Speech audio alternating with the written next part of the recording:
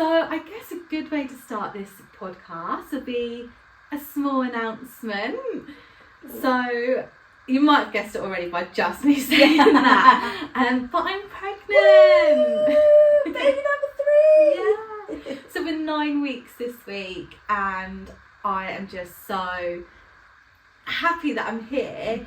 But I do just want to acknowledge that it is off the back of Pregnancy and Baby Loss Awareness Week in October. We still wanted to go ahead and share the news because I personally feel what's right for me when I'm pregnant, through my own experience of miscarriage, is to announce my pregnancy early on, so that if I do suffer another loss, I have a support system that I can lean on. I have my family and friends.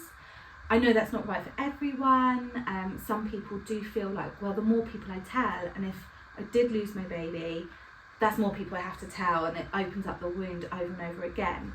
But yeah, for me personally, I like to just be able to share the news that I've got my little village there if I need them. And if I don't need them, it's great to just enjoy those first few moments that go hidden and under the radar.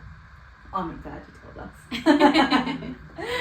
Yeah. Anyway, well, let's start with the first trimester as we're in it.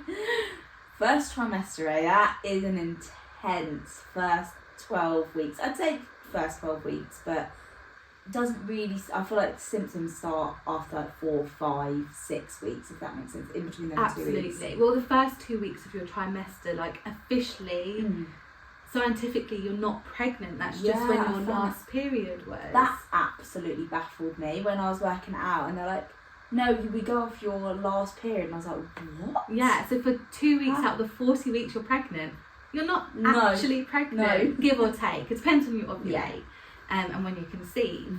But I know when my symptoms start, like with Lily, when we sat on the sofa and I was like, I'm pregnant. Yeah. This has been a bit different because I was just more busy, so I haven't been able to pay as much attention. But from week 3, which would have been the week after we conceived, the week after I ovulated, I was starting to get cramps. And I don't get cramps around then. And I just, deep down, I knew it. I was trying to pretend it wasn't happening because I didn't want to disappoint myself. But now looking back on it, I'm like, yeah, that's it. Week 4, my sense of smell. This time around, not my boobs so much. My boobs with both Harper and Lily were one of the first signs. But because I stopped breastfeeding / was kind of breastfeeding up until about 4 weeks this time, the tenderness of my boobs isn't as prominent because I guess they're probably very sensitive anyway. I feel like looking back at my first trimester, it was a bit of a blur.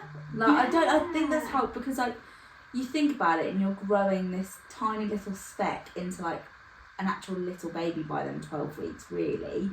But I just like the pregnancy tiredness and exhaustion is next level. Yeah. And if anyone goes, oh, I'm really tired when you're in that first trimester, be like, are you? Are you really? I remember waking up having like a full night's sleep, and within like 3 hours I felt like I'd been up for 24 hours. Yeah. Josh was like, are you right? I was like, no, I'm in nap. Yeah. I physically could not function. Like, I think that's such like another reason why, like, breaking the taboo of the 12-week wait.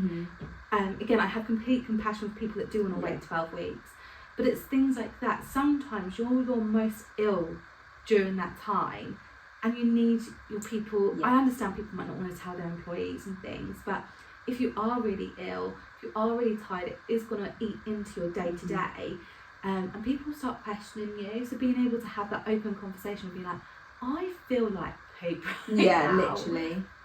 And that's the thing, like having that, if you do want to share, like having that like support. Yeah. Because we told everyone when I literally found out in like 2 days, we told family and stuff. Yeah. But yeah, if I didn't tell people, I really tried to mask it. Like, we tried not to tell people that Josh had, like, if Josh hadn't seen them and they were Josh friends, and I was literally like, oh, I can't say anything, because I'd done a bit of work for one of Josh's friends, but he's obviously my client, and I just remember going in like, you don't know I'm pregnant, but I feel like absolute poo. Like I was like, okay, yeah, I'm gonna just. Is it right if I get home at like 3 today? Just I remember you saying. I literally just needed naps. Yeah. And you're like, I don't know how to tell him that I just need to go and sleep. Yeah, I was like, yeah, can I just get back and I'll finish off a bit at home, just because I was like, I physically can't listen to anything. Like, and I just remember going home napping, and then I'd wake up like 2 hours later and I was like, okay, I'll get on with a bit more work. But honestly, like a 4 or 5 hour day was like, it felt like a 10-12 hour shift. I was like, what is going on? But yeah, the tiredness was like definitely like next level. Yeah, I remember when I was pregnant with Harper, my first pregnancy, telling a couple of girls that I worked with when I was 7 weeks, because someone had made a comment about bearing in mind I'm pregnant. No. I was quite touchy. Someone made a comment about how touchy I was. No, I am not. I know, and I was like, I can't remember what they specifically said, but I just remember turning around and being like, we actually shouldn't be saying that anyway, because as it happens, I am 7 weeks pregnant and I am very hormonal. You don't mess with a pregnant lady, I'm telling you. But I didn't realise how short I was. It was like an epiphany moment. Like they'd obviously noticed that I had a short temperament. And it was just the fact that I was scolding her for telling me I had a short temperament was how it was just okay, I know I have a short temper because I am 7 weeks pregnant, but stop noticing it and making it always okay. And she was just being nice. She was just being like, yeah, we think you're pregnant. Yeah. I was like, well, I am. I feel like women definitely have like a sense. An intuition. Yeah. I think I know it this time round. Like, because I remember me and Josh was like, oh, maybe, there might be some baby making. And I was like, no, I think Ham's already pregnant. Like, I already said it. Yeah. And then you came back and said, and I was like, I knew it. I just had that, when you were telling everything, I was like, I just feel like I was extremely tired, wasn't I, in those first few weeks. But I just put that down to being run to the ground by the 2 toddlers. But it is that tiredness knocks you for 6. Like, it really does. Yeah, and like, you have that on top of other symptoms. Yeah. Like, I wasn't sick, but I was so nauseous, obviously, like, so nauseous. Which still counts as morning sickness. Like, it's so misconstrued because a lot of people think, well, if I'm not actually sick, I didn't have morning sickness. But nausea comes on. I think nausea can almost be worse because you can't prove to people how bad you actually feel. I remember like feeling like, oh, I'm gonna be sick, but I didn't want, like, I knew I wasn't gonna be sick, but the feeling of it, I was like, oh my goodness, I just need to eat some food. Like, I just had to eat, and if I didn't eat, that's what I say, like, little and often. Yeah, it was. And I definitely feel that, but I was triggered by drinks, especially water. I was so triggered by water. With Harper, it was manageable. I still drank, I still ate. I was only sick a handful of times, but boy, it scarred me for life. Like, there's certain smells that I cannot smell even to this day without feeling sick from it. But with Lily, I definitely think I either had or was on the border of having HG. I cannot pronounce the real name for it, but I will learn that and we will touch back on that. We'll put some information out there this week. And just the thought of watery food, I just couldn't have it. And every time that I tried to drink, that's when I was sick. And in the end, I could only drink orange juice and milk. It was that pint of milk, wasn't it, before bed or something? Yeah, it was. I had 2 pints of milk, 2 Starbucks cups of milk before I went to bed. When I was eating, I had orange juice. In the mornings, I had orange juice. I was lucky if I then kept my food down, and I just felt so ill that I was in bed for at least 4 weeks. I managed to get out in the mornings, get Harper to her class, and then in the afternoons I would just crash and lay down the whole time. And then I remember like feeding Harper her lunch and laying on the hard kitchen floor because I couldn't sit, I couldn't stand. I was like, I literally feel like I'm gonna die. And there were points actually where I remember like crying in Aaron's arms, being like, I don't know if I want to keep this pregnancy, I don't know if I can do it. And even though it was just a like half an hour of complete overwhelmingness, it's still horrible to think and feel that way. But that is a rarity. If you're pregnant or planning on becoming pregnant, it's something to be aware of because it can be serious. But it is a rarity, and we will talk about that another time. But yeah, that's an extreme side of your morning sickness, which in fact is not even classed morning sickness. It's a condition in its own right. I don't know how you got through it, to be honest. Like, but you do. You find a way. Yeah. And if you've got a support system, reach out to them. Even if I say just morning sickness, it's still hard having morning sickness. If you're able to, if you're in a privileged situation where you can reach out to parents, aunts, uncles, cousins, friends, if you need help, get that help because it changes your pregnancy. Yeah. I think if you don't, like, it's weird, like looking back at our first, obviously with our only baby, our first time, we obviously told people quite early, like we wanted family members to know, and it's weird now. I'm like, when we have our second, I almost want to be in like our own little baby bubble and really cherish that moment. Like, we did it quite like including of everyone with Finn, just because it was like, we're having a baby. Yeah. But now I'm like, oh, it'd be quite nice to just keep like a little bit to ourselves, like just for me and Josh to experience that as a couple. I don't know. Obviously, when you get further on, obviously find out your gender and everything like that. We did a big gender reveal, which was amazing. I would not change it, but I think when we eventually have another baby, we would find out the two of us. So just keep it like a bit low key. Yeah, like just so it's more like intimate between us. But that's nice. Yeah, like it's very different. I think when you have your first one, you're like, we're gonna be all blasé, like and now it's like, oh, I want to try it the other way now because we didn't do it the first time. If that makes sense. Yeah. Do you think with that? I know we're like going on a bit of a tangent.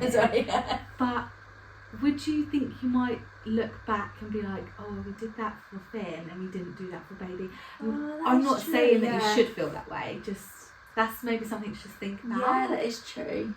I don't know. I just feel like I would never change what we did with Finny, but I just would like. That was Finny's experience. Now this is the other baby's experience. So it'd be nice to do.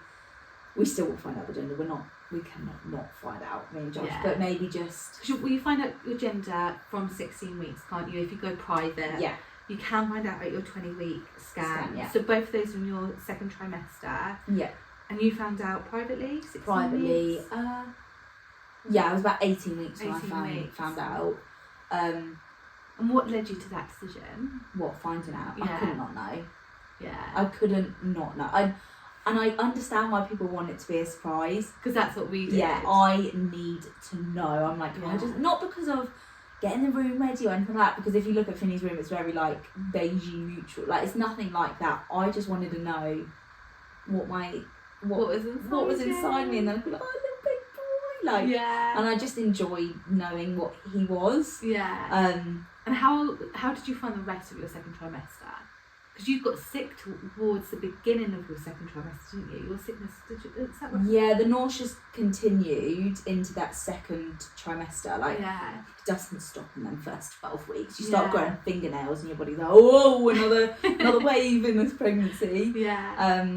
Felt really sick again. And then my sciatic pain, I had got really bad sciatic pain that started in that second trimester. Yeah. And just got way worse in the last third trimester. Well, not the last, but but yeah, my nauseous, I think, last, because I remember saying to you, like, oh, I still feel sick. Yeah. And you're like because they say like, oh, most women come out of it at 10 weeks. No. But there's actually a lot of data out there that says about 16, 17 weeks. Yeah. Which I think I was 18 weeks with Harper, and with Lily it wasn't until I was about 26 weeks until I finally felt human. Yeah.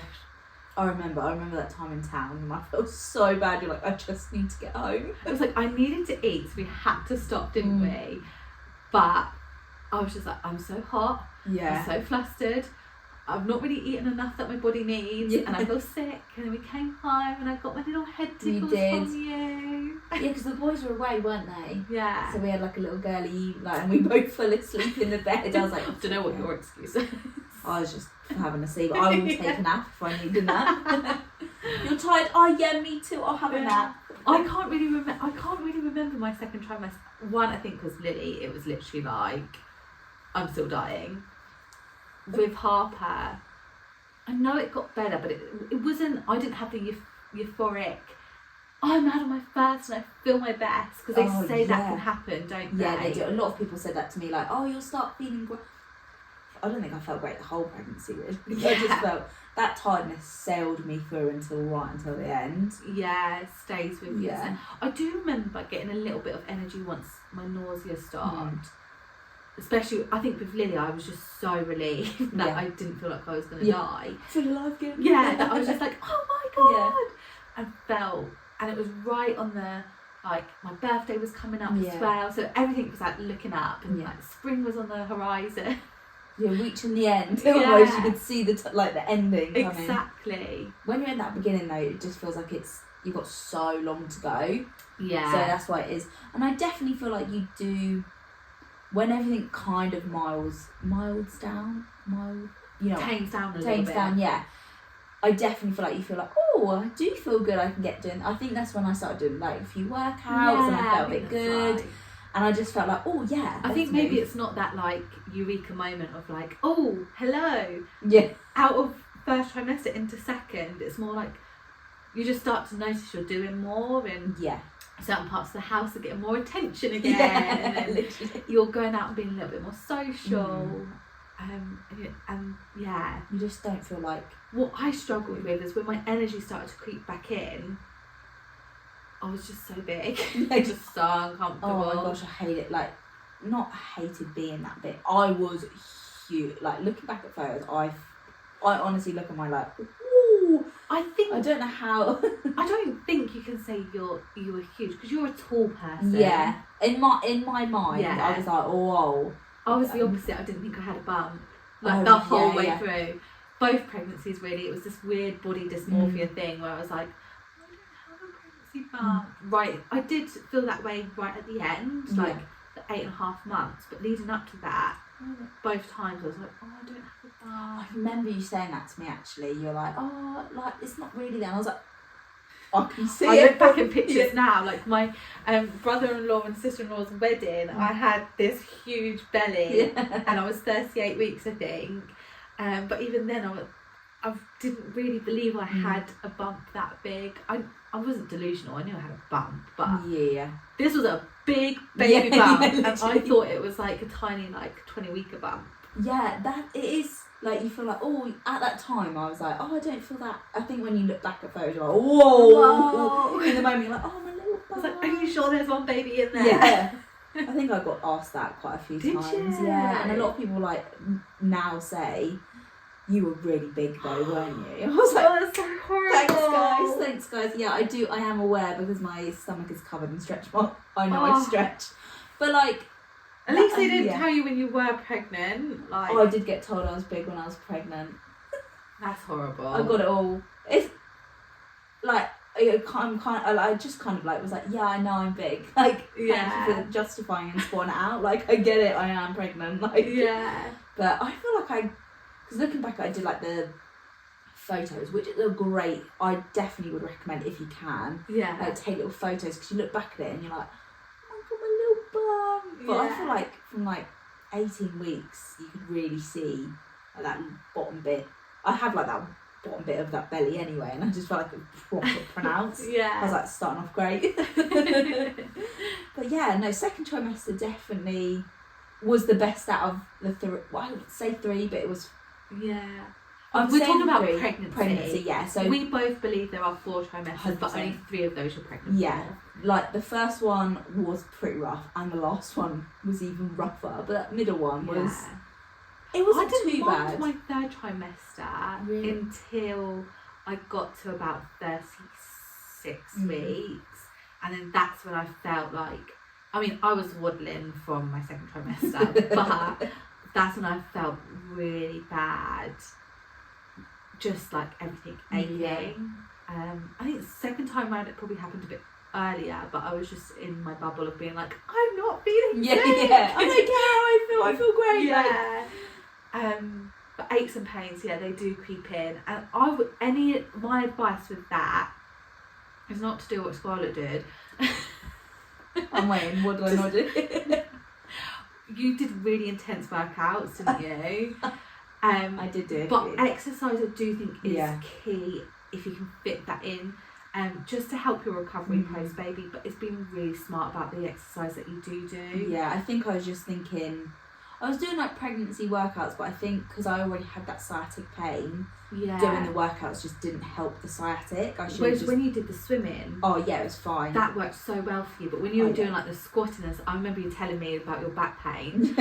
And you were telling me about all these squats you were doing on holiday and how your back was hurting. I was like, I can't tell the pregnant woman in front of me that she just needs to stop. Yeah.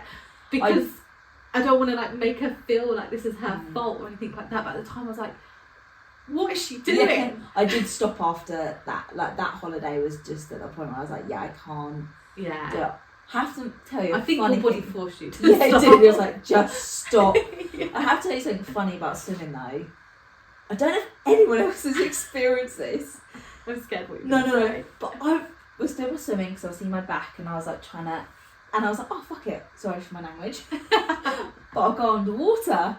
I swear to God, I nearly broke Finn. Like, I felt a pain in my stomach, like a really sharp pain. And I quickly stood up and all I was doing was pushing myself off the side to do some breaststroke. Oh my God. I was like, I can't go underwater because I'm stopping my oxygen. That's how it almost felt. I had such a bad pain. I see, because you had to hold your breath. Yeah, and I walked back to the side and I was waiting for Josh to come out of the sun. I was like, and he came out and I was like, no, I need to go. Oh, I don't know why I'm laughing. No. I don't know why. And after that, I never went underwater. And like, I went underwater since. Yeah. Okay. But I was literally like, is it gonna happen again? Honestly, it was horrible pain in my stomach, and all I could picture is, at that time, I was like, baby's not breathing. I've stopped him breathing because I've gone underwater. But then I see people swimming going underwater, like doing. Maybe it was handstands and stuff. Yeah, it must have been. I don't know what I did. When you look at diagrams of your diaphragm, when you get pregnant, how much all your organs change and your lungs. I don't know what the scientific term is, but they look like they like shrink down to a third of their size just because they're pushed up so much. Maybe that's what happened. So you might have tried to take too much of a deep breath and your lung was like, no, bang!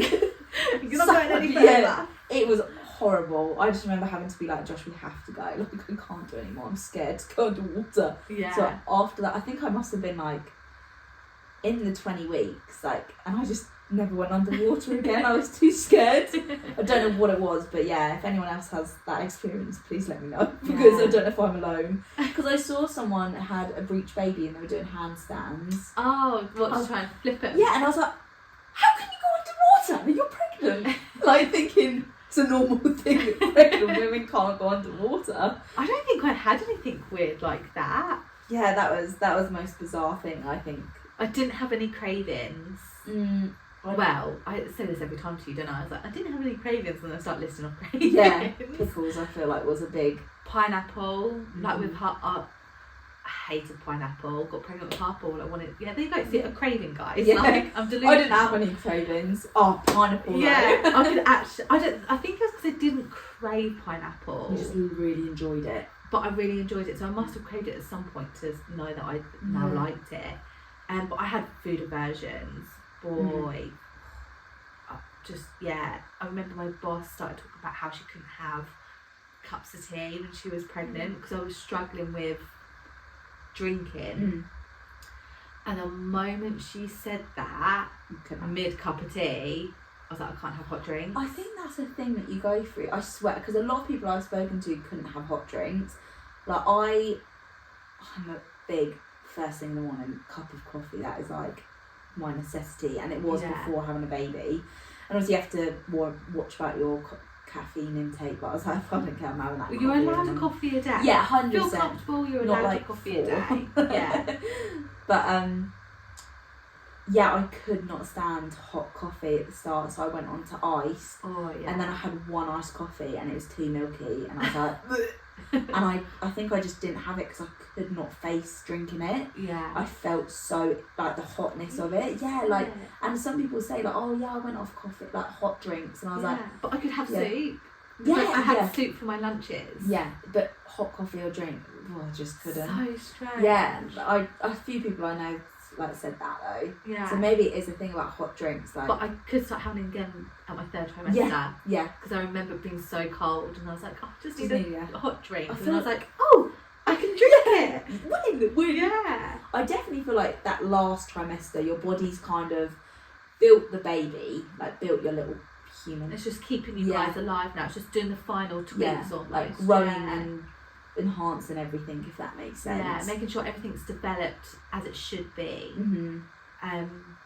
Did you get the sorry, like going off on a different tangent again. Did you get the nesting bug? A little bit. Not a funny story. I did a little bit, not so much towards the end, just because I couldn't bend down because of my back and everything. Yeah. But I did get to the point where I just wanted it cleaned. Oh, I think you did help me with the cleaning because I couldn't. I was like, it's a mess and I can't do it. I was cleaning. A good declutter that day. It was. It felt great. Yeah. It did get cluttered as soon as he arrived, but it was great. But yeah, I was in like full like I just want to clean the kitchen. It needs to be tidied, and I electrocuted myself with the plug. Oh my gosh! And I'm not even making this stuff up. I remember. Do you remember? I had wet hands and I unplugged the Ninja, and as I did it, the plug hit my hand, and I got another. And it was at the point of an electric shock electrocuted that I felt it through my hand a little bit, and instantly I was like, I probably need to go get baby checked. And I called them and I was like, they were like, did you fall to the floor? And I was like, well, no, but I know that something went up my arm, and he stopped moving just a little bit. I don't know what that was. Maybe it was just my subconscious. Went in, they checked me all out and everything was okay. But I was like, well, now I'm not cleaning because I don't think Josh would have let you. No, I don't think he would have. Yeah. Did you go in for any other fetal monitoring other than that? Yeah, I think once or twice. And soon, literally, he was like, I'm just going to... This reminds me a bit of Josh. He was like, yeah, I'm not moving. I'm just going to chill for a bit. And then all of a sudden, we get strapped up, so I'd be panicking so much. And it's like, bang, bang, bang. And I'm like, why couldn't you have done this just before we came? Like, and then I would have just turned around. But I definitely am glad if I definitely would tell anyone, if you feel any of less movement or you're worried, go in. So you start to feel baby move, roughly, it depends, obviously, your sensitivity of yourself, how many pregnancies you've had. Some people can feel it as early as like 16 weeks. But they say typically somewhere between 20 and 24 weeks, you'll start to feel baby move.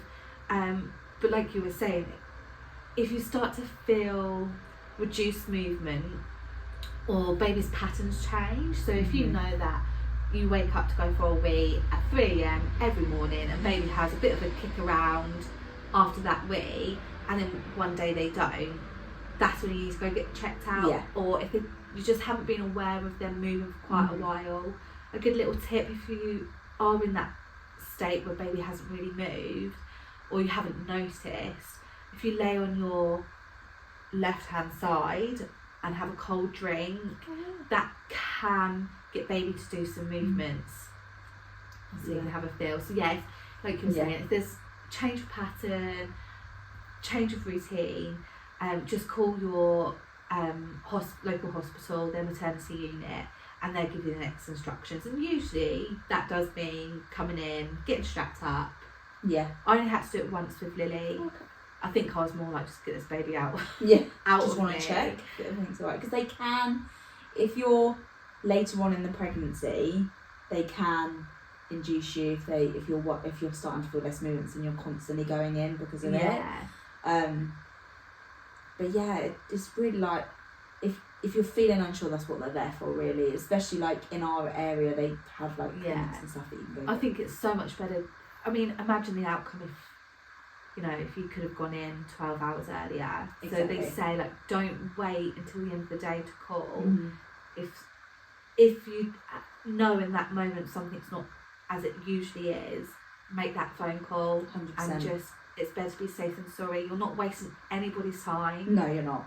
I remember my nurse being really like appreciative, because similar to you, Lily started wriggling around the moment we got into the waiting room, and they were just like, we would much rather you come now, everything be fine, than have to deal with you coming in and it not being a situation that anyone would want you to be in. 100%. So yeah, definitely reach out if you and your midwife will give you all those details in your meetings with them. But no, 100%. Yeah, I think that probably leads on quite well into kind of fears that we have, like getting pregnant. I know for me, I think after my experience with miscarriage, I just am an anxious ball until the baby arrives. So I always get an early private scan just as a bit of reassurance. We get a 4D scan later on in the pregnancy, and then the NHS scans on top as well. Yeah. You get more of those in your first pregnancy than you do your second.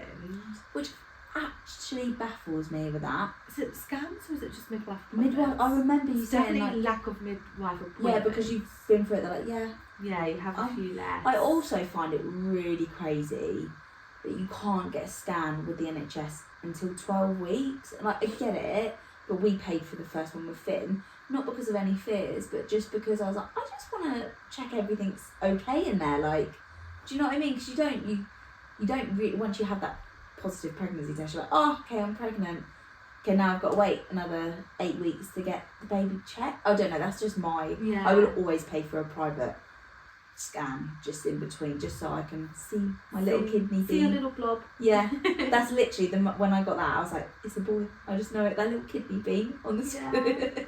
But yeah, that is crazy that you don't get as many. That kind of actually fears me for my next pregnancy, that I won't have the midwife as many appointments as I did. But I think, like, just to help you with your fear there, okay, you don't have as many as appointments, but they're still there for you. So if you felt like you need to go and speak to them, they should make time for you to go in and see them.